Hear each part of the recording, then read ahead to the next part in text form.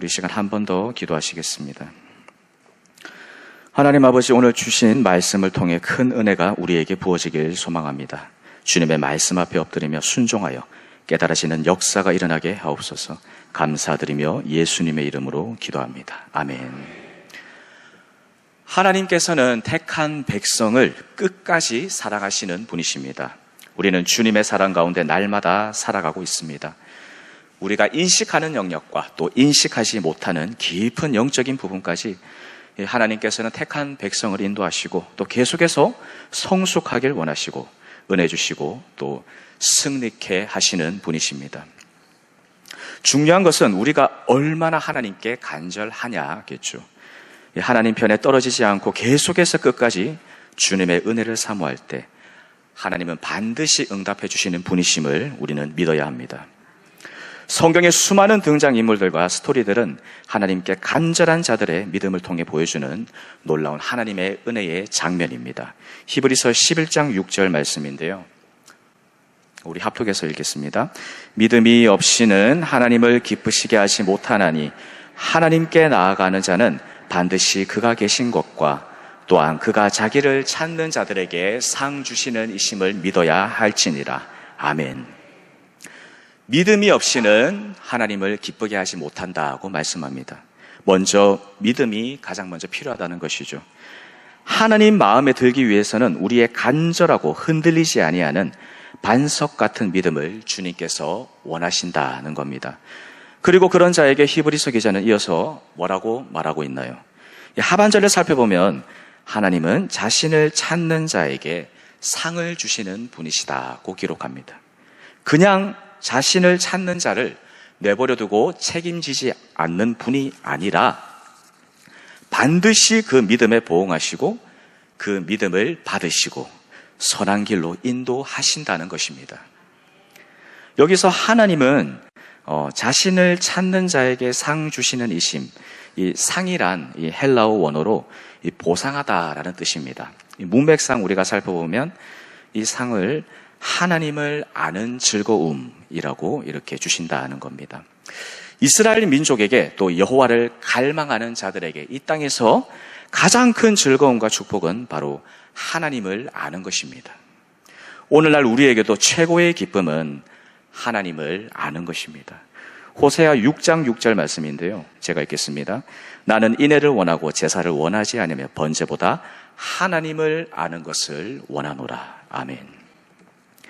오늘 본문에서는 이런 하나님의 사랑이 어떻게 나타나는지 나오는 그런 대목입니다. 하나님을 끝까지 믿은 모르드게와 에스더에게 하나님께서 어떻게 역사해 주는지 보여주는 장면이죠. 표면적으로는 바사 왕국, 이 페르시아 제국을 통치하던 시기에 거기서 피정복민으로 속해 있던 자신의 정체성을 잃지 않고 있던 모르드게와 또 하만의 대립구도입니다. 민족의 생사가 걸린 치열한 정치적이고 그리고 영적인 대리전이 이방 땅에서 일어나고 있는 상황입니다. 그리고 그 가운데서 결정적인 역할을 하는 인물이 에스더가 등장하고 있습니다. 그런데 그 대립구도 가운데서 하나님의 놀라운 섭리와 주권하심을 통해 그분이 어떤 분이심을 보여주는 은혜를 우리는 발견할 수가 있습니다. 오늘 본문 말씀을 통해서 우리는 모든 상황 속에서 하나님을 향한 그 믿음을 끝까지 지키고 주님의 살아계심을 의지 않는 자들에게 보여주시는 하나님의 드러나 보이심을 깨달아서 우리의 신앙이 막연한 신앙이 아니라 구체적이고 실제적인 믿음으로 승리하는 우리 모두가 되시길 축복합니다. 오늘 본문에는 모르드게와 하만이 등장합니다. 이 양극단에 있는 갈등을 유발하는 인물입니다. 그런데 가만히 애써서 전체의 흐름을 생각해 보면 모르드게가 하만에게 꿇어서 절하였더라면 아무런 문제가 일어나지 않았을 겁니다. 유대 민족이 이방 땅에서 정치적 희생양으로 멸절하게 되는 위기가 애초에 생기지도 않았을 것입니다. 본문 2절의 내용에서 왕의 모든 신하들이 왕의 명령대로 모두 하만에게 꿇었고 또 절하게 됩니다. 그런데 3절에 보면 모르드게는 하만에게 절대 꿇지 않습니다. 하만에게 절하고 꿇어라는 것이 왕의 명령임에도 불구하고 모르드게는 불순종합니다. 왜 불순종했을까요? 모르드게가 꿀지 않은 것은 이 4절에서도 알 수 있듯이 단순히 한두 번이 아니었습니다.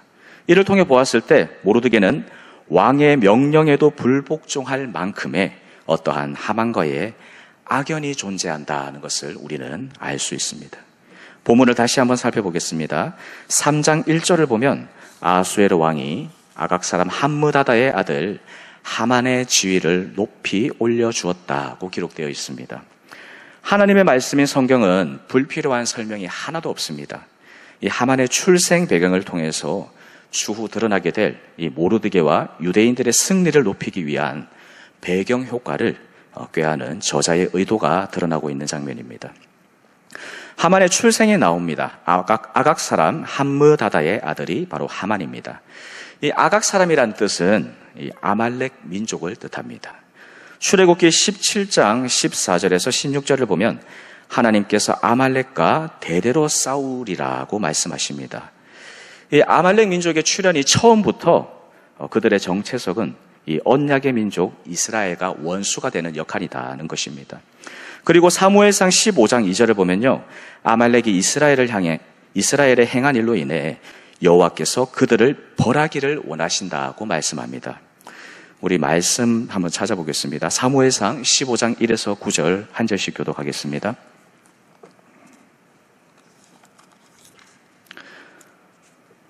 사무엘이 사울에게 이르되 여호와께서 나를 보내어 왕에게 기름을 부어 그의 백성 이스라엘 위에 왕으로 삼으셨은즉 이제 왕은 여호와의 말씀을 들으소서.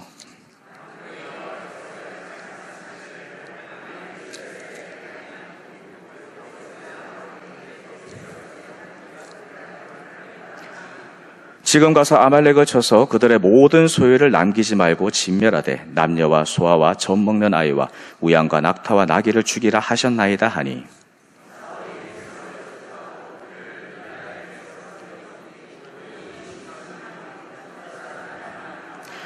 사울이 아말렉 성에 이르러 골짜기에 복병시키니라.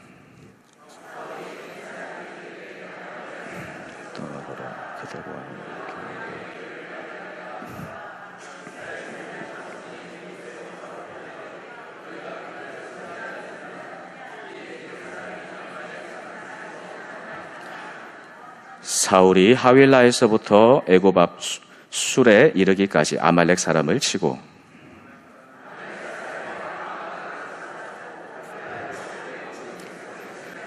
같이 읽습니다. 사울과 백성이 아각과 그의 양과 소의 가장 좋은 것 또는 기름진 것과 어린 양과 모든 좋은 것을 남기고 진멸하기를 즐겨 아니하고 가치 없고 하찮은 것은 진멸하니라.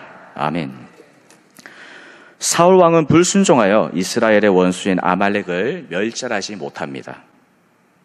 이로 인해 사울 왕의 촛대가 이 다윗에게로 옮겨지는 일이 발생하게 될 만큼 매우 큰 사건이었습니다. 하나님께 버림받은 것입니다. 이 사건 이후 긴 시간이 지나 이스라엘이 멸망한 이후에 다시 한 번 더 이 원수의 대립이 바로 이방 땅에서 일어나고 있다는 것이죠.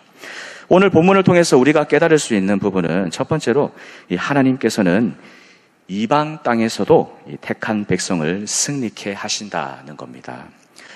이스라엘은 멸망했습니다. 그리고 이스라엘은 바사 왕조 안에서 피집의 민족이 되고 힘이 없었습니다. 모르드게가 에스더에게 출생 성분을 숨기라고 이 신신당부하는 모습을 보면 이 힘이 없는 민족이 이방 땅에서 어떤 처우를 받고 있는지 유추해 볼 수 있는 대목입니다. 출애굽 시절에는 이스라엘의 성막이 있었습니다. 그리고 그 성막에는 여호와께서 임하시는 지성소에 또 법궤가 존재했습니다. 그리고 그곳은 이 땅에 있었지만 이 땅과 구별된 매우 거룩한 곳이었습니다. 시간이 흘러 왕조 시대에 들어와 이 솔로몬 성전 완성을 통해서 예루살렘 성은 여호와의 영광의 임재가 현현하는 거룩한 성이자 또 거룩한 땅이 되었습니다. 또한 이스라엘 땅은 여호와께서 언약의 성취로 각 지파에게 주신 거룩한 분깃이었습니다. 그런데 결국 이스라엘은 멸망하고 땅은 빼앗기고 성전은 허물어지고 법궤는 분실되었습니다.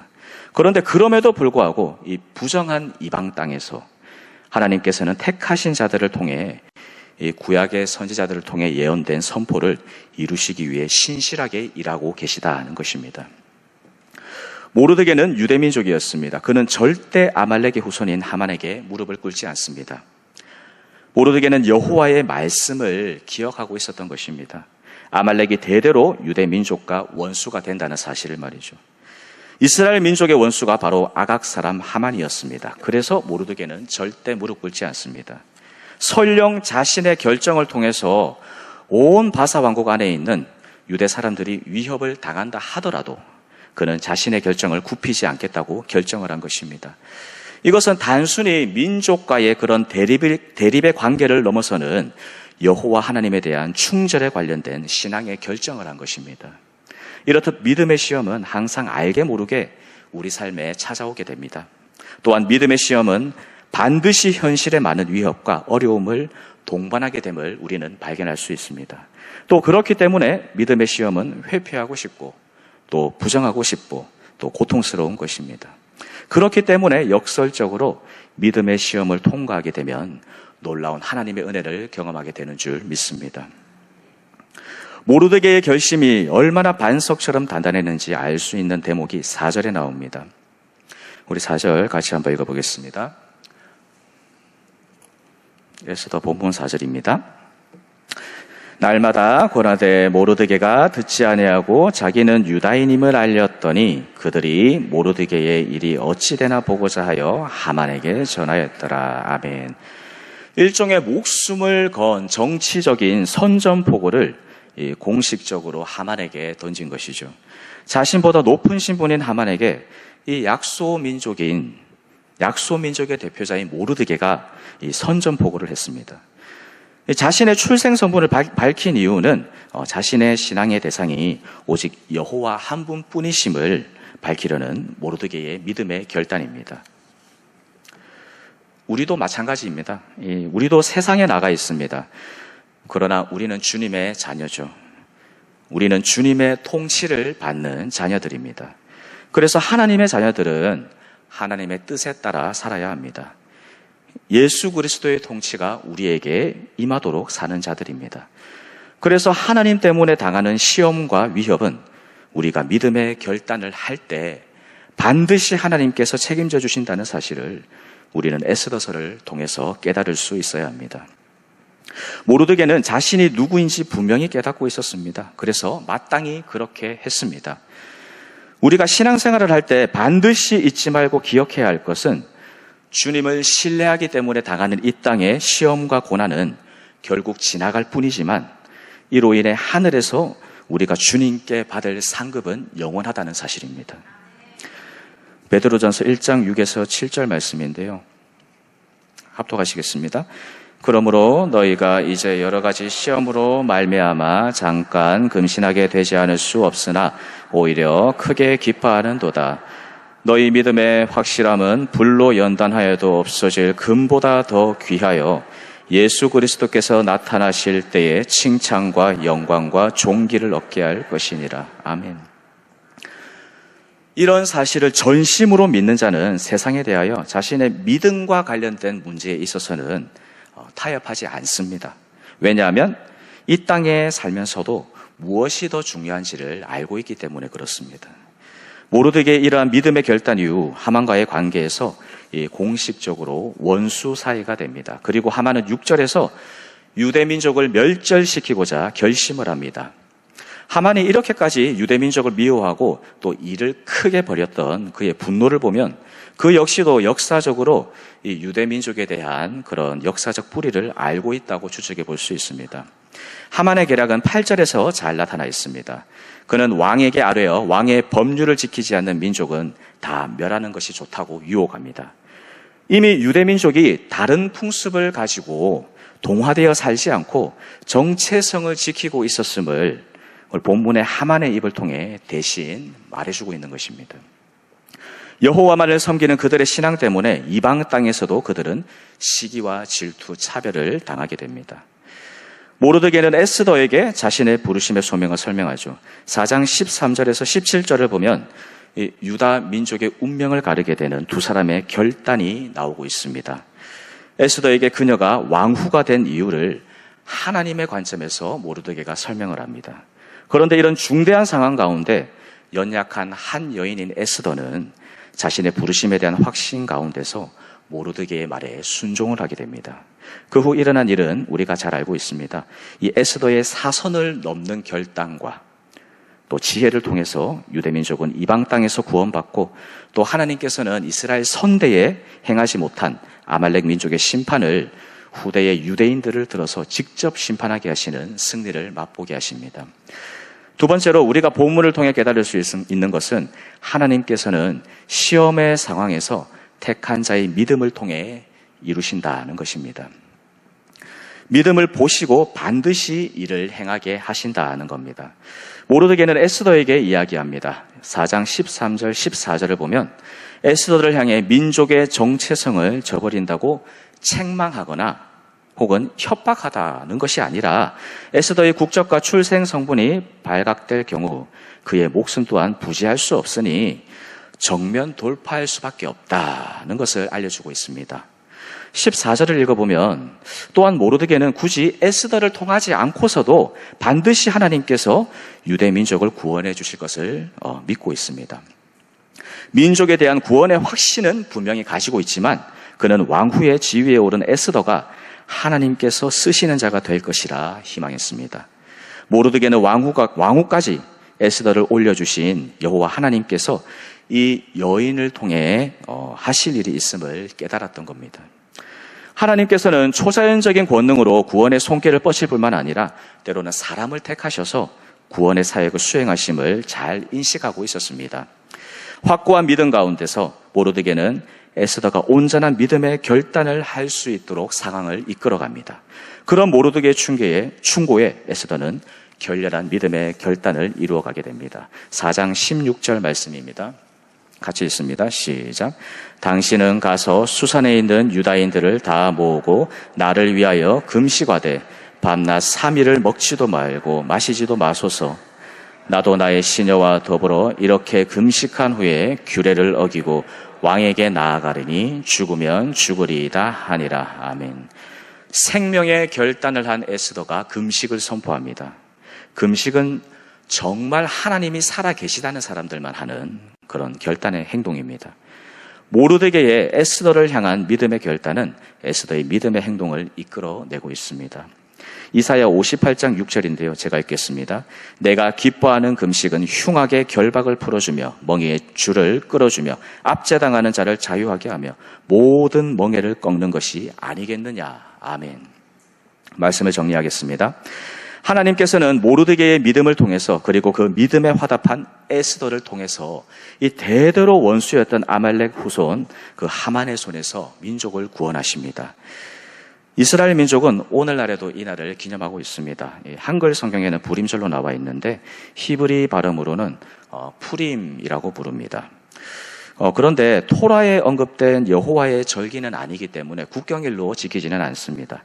이 날이 되면 이스라엘 사람들은 귀 모양의 쿠키에 딸기잼을 넣어서 먹으면서 이 날을 기념하고 있습니다.